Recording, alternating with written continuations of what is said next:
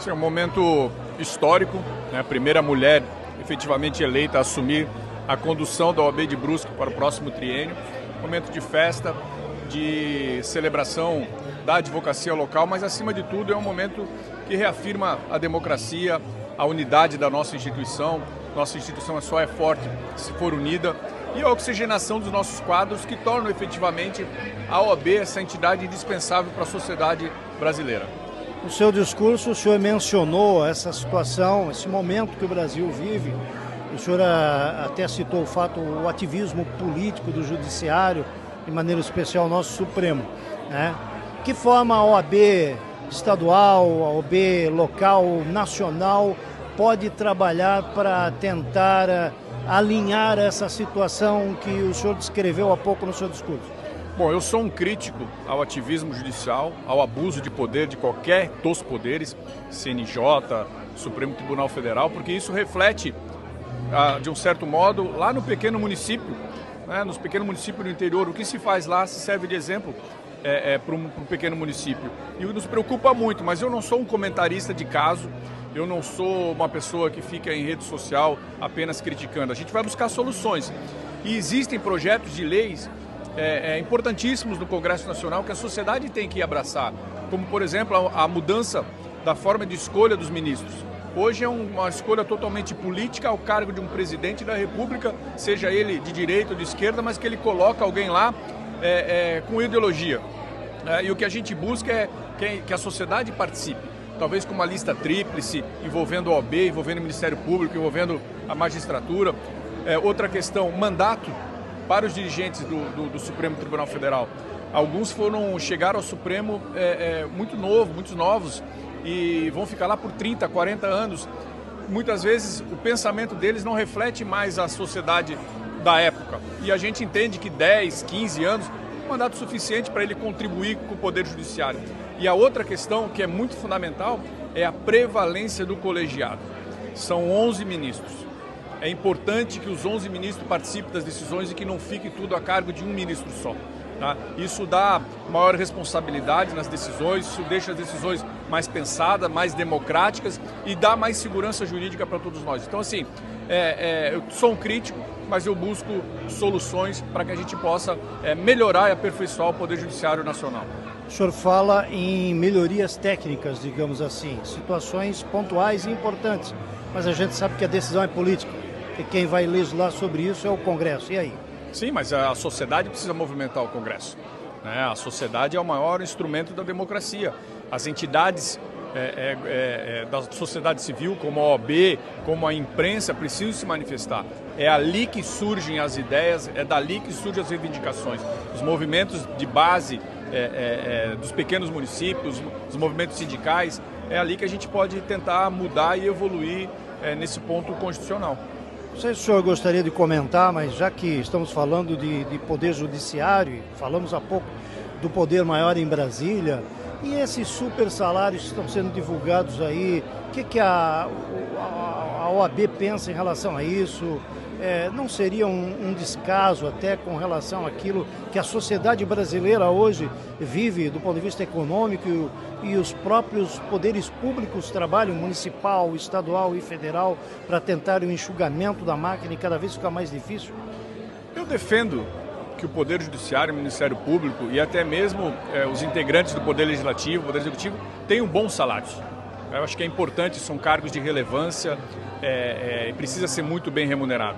Agora, o faz de conta que hoje se apresenta é o que nos deixa muito entristecido, preocupado e muitas vezes incrédulos com a criatividade de criar penduricalhos, com os nomes desses penduricalhos.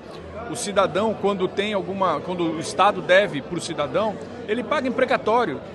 E quando deve para um magistrado, para o Ministério Público, ele paga por decreto administrativo retroativo. Então isso nos deixa, de certo modo, até triste em vendo a necessidade que o nosso país tem em saúde, em educação, a diferença social entre as pessoas, ter esse faz de conta dos super salários. Mas assim, já existe um projeto de lei no Congresso Nacional, até com o apoio do governo federal, do Ministério da Economia, para vedar esses tipos desses super salários, que tenha mesmo, ou aumenta o subsídio, né, deixa o subsídio mais condizente, mas não faz de conta que a gente vê aí todo dia no repórter, nos noticiários, penduricalhos sendo criados com uma criatividade que é interessante, né, debochando muitas vezes da sociedade. Bom, para finalizar, vou liberar o senhor para conversar com todos os membros aí da OAB de Brusque, enfim. A faculdade de Direito no Brasil, a qualidade do ensino do direito, e até agora com essa situação da inteligência artificial, enfim, todos esses instrumentos e mecanismos que hoje o cidadão, de uma forma geral, em todas as profissões tem, mas também quem está no direito, o advogado tem essa...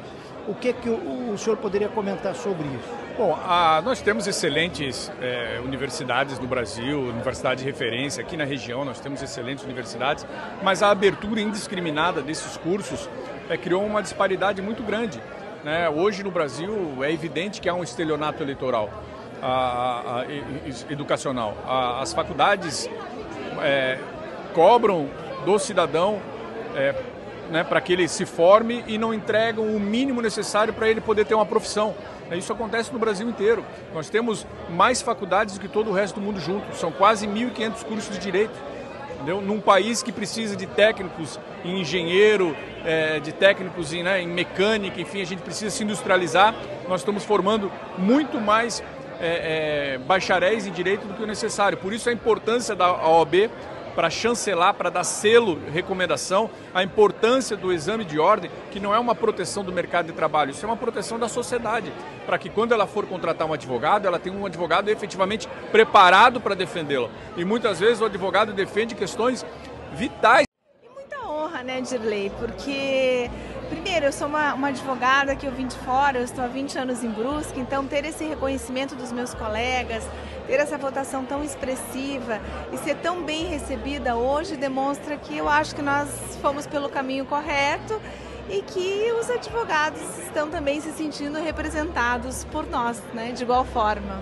O que é possível dizer a partir de agora, assumindo, né, algo de novo, o que vai ser implementado nessa gestão? Sim, tem muitas coisas que a gente está pensando, né, para facilitar principalmente a vida do advogado, parcerias com o PROCON, enfim, tem uma série de projetos aí que a gente está trabalhando, né, e depois quando até estiverem mais concretizados a gente pode conversar novamente, mas assim, a nossa visão, né, primeiro de tudo, é sempre facilitar a vida, né, de quem a OAB pertence, que são os profissionais, que são os advogados e advogadas. Então, o que a gente puder fazer de capacitação, às vezes surgem alguns problemas, né, no próprio judiciário, né, no fórum, às vezes situações até burocráticas que atravancam certos procedimentos que atravancam